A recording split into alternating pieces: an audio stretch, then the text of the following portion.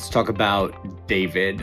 In designing the set, we looked at this and we got a comment online that said, why would you make his hair red?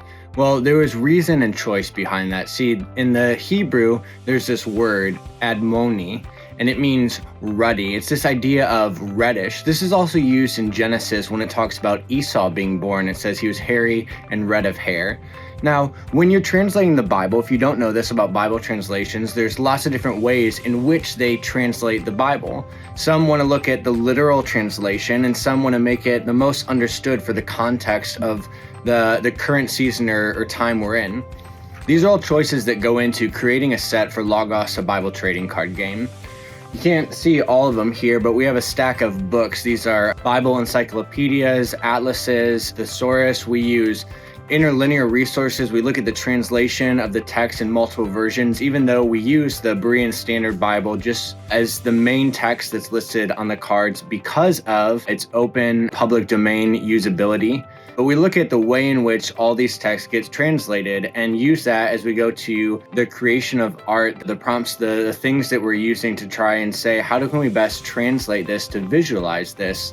And so that was one of the choices in the making of David, because we really wanted to show that contrast, because that's what it was. David wasn't even brought out to be shown as an option for the next king. He was so different. It said he had these beautiful eyes, this handsome appearance. He wasn't kingly in stature.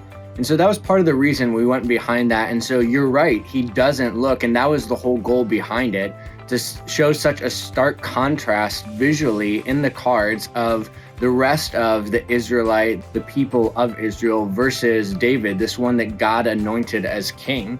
And so that was just a creative choice that we made to very visually say there's something different about him than all these others, than his brothers that are listed, than King Saul, than these others. And so that's just one little thing. And I know we got a comment about that and just wanted to explain how all of that goes into saying, what does the text say? Always starting there with God's word, the Bible, looking at the other resources we have to understand the cultural, the context geographically from the other people groups around.